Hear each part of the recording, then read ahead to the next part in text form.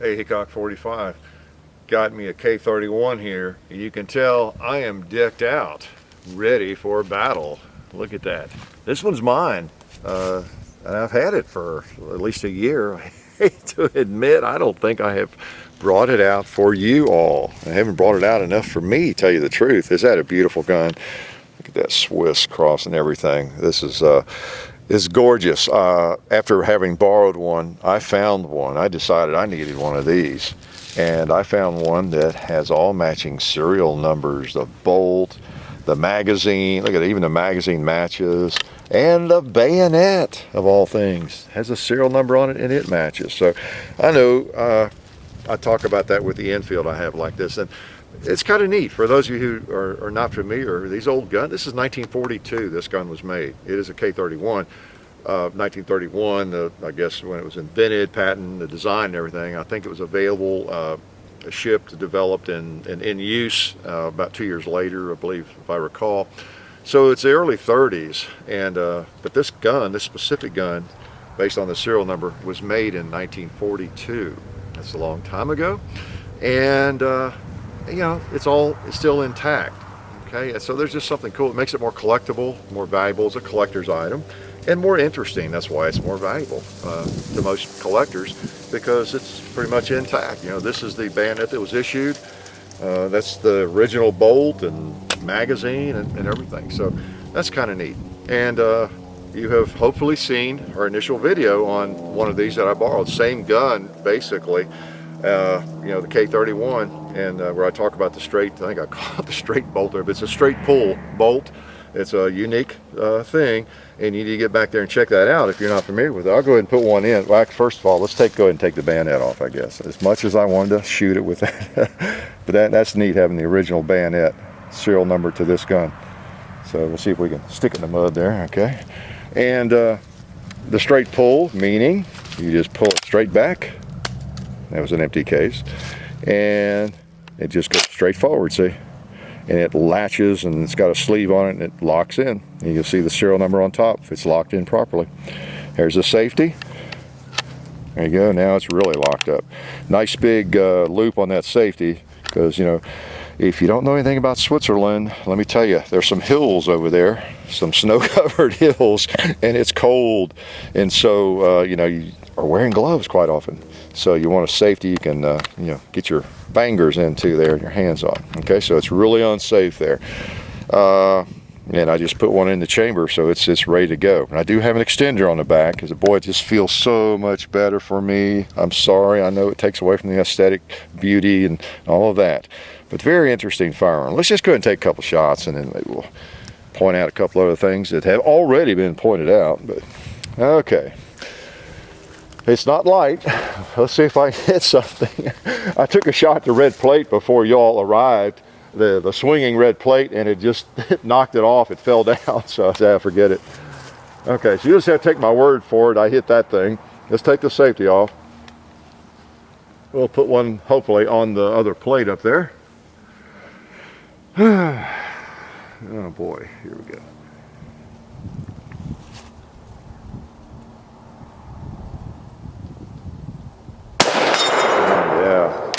Nice. Nice big round. All right, let's see if we can hit something.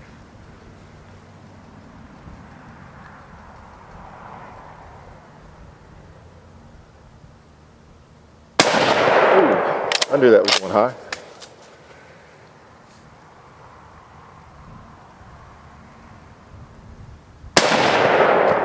I didn't know that was going to miss, though. Whew, I'll rest my arm here. Okay. I don't know why I always start out on the smallest ones.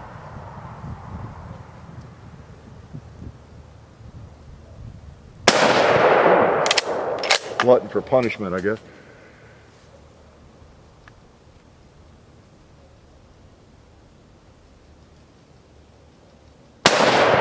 Okay, let me settle down here. It's just like shooting a pistol.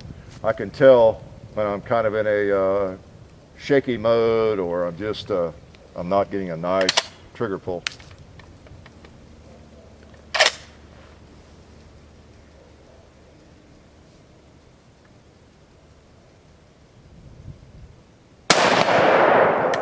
like it. And now we're ready to reload. This is also another interesting piece of this gun, I think, is the fact you can load it right here, or you can just pop the magazine out pretty simply and, you know, just load the mag.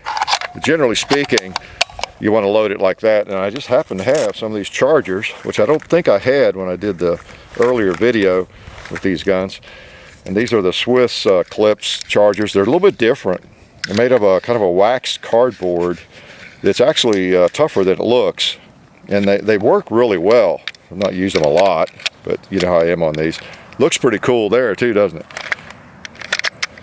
And they slide right in easier than most of the chargers on these types of firearms that I've ever used. I really like the way they work, whether I can shoot it or not. Okay. I know you like to see these, whether I can hit anything, that's another matter. Okay.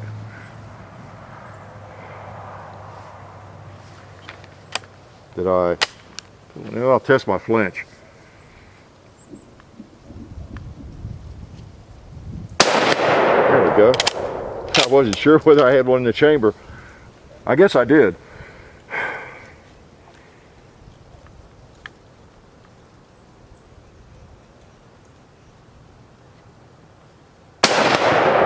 Okay, pretty cool.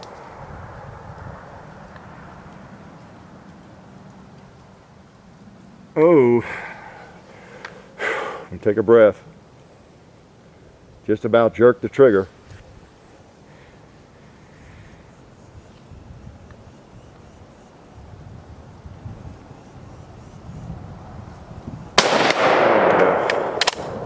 Don't get hits if you're jerking the trigger. Believe me, I know. I'm an expert jerk. An expert at jerking the trigger. Okay.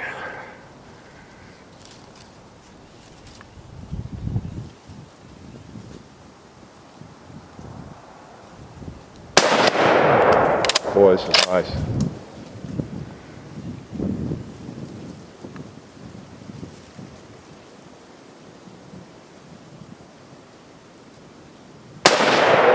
Getting wobbly again.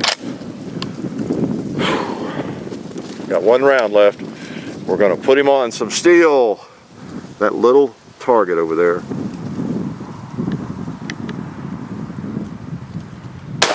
Yeah, what'd I tell you? Pretty nice, huh? See, that's a very interesting bolt design, the way it works, and I'll show you that in the other earlier video. Same model guns, just that this one is mine.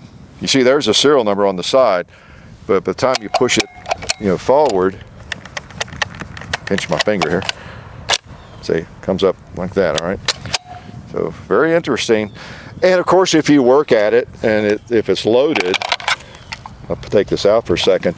You know, you could fire it pretty fast. This has the capability of really faster fire than, you know, bam, you know, bam. You know, because you're just working that forward and back, that's all. You know, getting the trigger pulled. So I don't work on that much myself, but if I get called up to combat though, I will start working on it. How's that? Got another charger here. I really like these. I actually have it's a clip holder, or it's a pouch that they use for these. I think the motorcycle guys did. I couldn't find it, believe it or not, but I had one, and it's full of these chargers, to tell you the truth, and they work really well. I don't want to step on those. Okay, let's see if I can hit a little bit here. It's pretty cool. Oh, by the way, as you know from the earlier videos, we have 7.5 by 55, so it's comparable to a 308 in that neighborhood in terms of power, the ballistics and everything. So it's got some punch, and it's a nice rifle. All right, we got a couple of those guys still standing over there.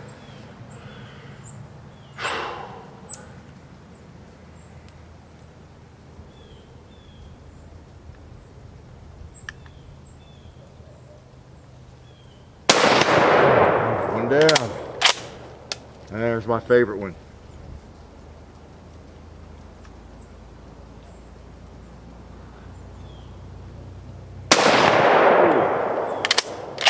I knew I was going to miss. Why did I pull the trigger?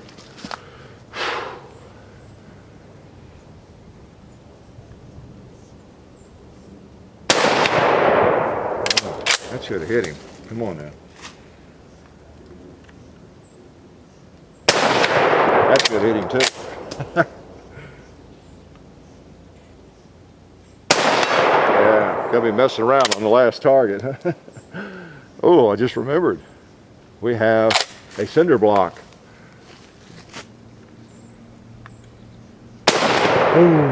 Let's put some more in and take care of that cinder block. At least a few rounds on it. Let's load it fast. We're in combat. The block is about to charge. It's about to attack. Okay, we're back in action.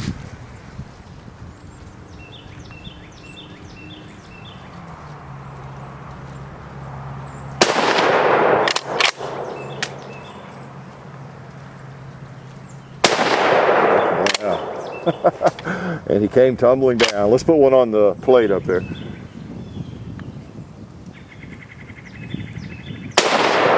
Let's don't say we did. How's that?